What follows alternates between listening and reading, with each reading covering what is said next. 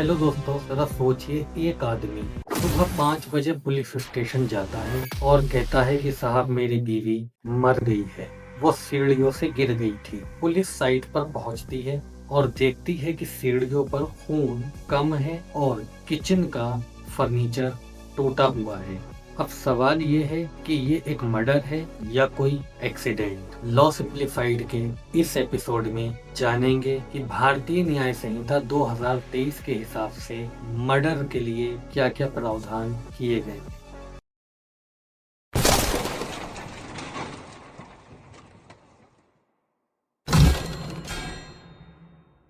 BNS 2023 के section 101 के मुताबिक अगर कोई इंसान जानबूझकर या ऐसे एक्ट से जिससे किसी की डेथ हो सकती है और वो किसी की जिंदगी को ले लेता है तो ये मर्डर कहलाता है। सेक्शन 102 कहता है difference between culpable homicide and murder. Simple wording में इंटेंट और नॉलेज दोनों का मिलना जरूरी है, जिससे अगर आपने किसी को मारने के लिए चाकू मारा और वो मर गया तो ये मर्डर कहलाएगा। लेकिन अगर आपने सेल्फ डिफेंस में किसी अटैकर को धक्का दे दिया और धक्का लगने से वो गिर गया और बाई चांस उसकी मौत हो जाती है तो वो कल्पेबल होमिसाइड की कैटेगरी में आएगा। दोस्तों, इसी सिलसिले में मुझे एक केस याद आ रहा है। 2024 में लखनऊ में एक केस हुआ था। राकेश बनाम स्टेट ऑफ उत्तर प्रदेश। राकेश ने बोला कि उसकी बीवी सीढ़ियों से गिर गई थी और जब पुलिस ने इन्वेस्टिगेशन किया, फॉरेंसिक टीम को किचन से ब्लड के स्प्लैशेस मिले और सीढ़ियों पर उनकी क्वांटिटी कम थी। और पड़ोसी ने बताया कि रात में इस घर से लड़ाई की आवाजें आ रही थी। मेडिकल रिपोर्ट में स्ट्रेंगुलेशन मार्क्स मिले और कोर्ट ने कहा ये एक्सीडेंट नहीं बल्कि एक प्री प्लान्ड मर्डर था और कोर्ट ने आरोपी को इसमें उम्र कैद की सजा सुना दी थी। दोस्तों, इस केस में इंटेंट और सीक्वेंस ऑफ इवेंट्स का प्रूफ इम्पोर्टेंट था, क्योंकि बीएनएस में डिजिटल फॉरेंसिक को भी अब एक लीगल एविडेंस माना गया है, जैसे सीसीटीवी फुटेज, मोबाइल की लोकेशन एक्सेट्रा एक्सेट्रा। सेक्शन 103 के तहत मर्डर के लिए 2 तरीके की सजाएं मिलती है। Number 1 death penalty, number 2 life imprisonment I mean उम्र कैद। कोर्ट ये देखती है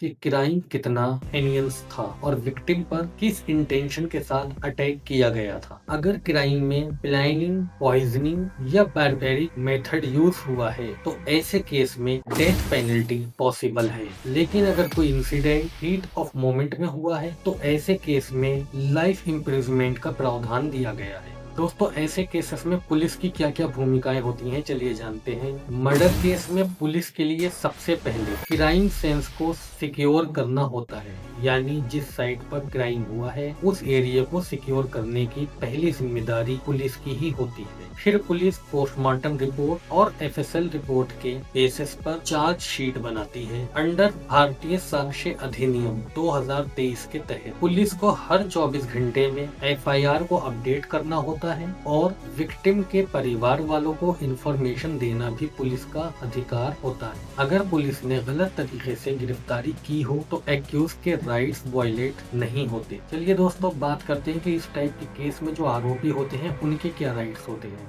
बीएनएस और कॉन्स्टिट्यूशन के हिसाब से एक्यूज के भी कुछ राइट्स होते हैं। नंबर 1 लीगल एड का अधिकार, नंबर 2 सेल्फ इंक्रिमिनेशन नहीं हो सकता, नंबर 3 बिना ट्रायल के पनिशमेंट भी नहीं हो सकती और अगर एविडेंस वीक है तो कोर्ट बेल भी दे सकती है। लेकिन हेनियस मर्डर केस में बेल नॉर्मली रिजेक्ट हो जाती है। दोस्तों, हर मर्डर के पीछे एक कहानी होती है, कभी गुस्से की, कभी ग्रीडी की और कभी ईगो की। लेकिन लॉ के लिए एक ही लाइन क्लियर है, जिंदगी देना ऊपर वाले का काम है और उसे छीनना जुर्म है। ये लॉ सिर्फ एक पनिशमेंट ही नहीं बल्कि एक मैसेज देता है। किसी का गुस्सा आपकी जिंदगी छीन सकता है, लेकिन आपका डिसीजन आपको आजादी भी दे सकता है। Always remember, anger ends in a second, but punishment last a life time. दोस्तों, ऐसी ही अवेयरनेस से रिलेटेड वीडियोस के लिए हमारे चैनल को सब्सक्राइब कीजिए, और अगर आपको लगता है कि ये वीडियोस आपकी लाइफ में कोई वैल्यू क्रिएट करती हैं तो वीडियो को लाइक और शेयर करना ना भूलें। आपके माइंड में अगर कोई ऐसा टॉपिक है जिससे आपको लगता है कि हमें उस पर वीडियो बनानी चाहिए तो कमेंट बॉक्स खुला है, आप अपनी राय हमें कमेंट बॉक्स में लिख सकते हैं। हम इंतजार करेंगे। Thank you so much.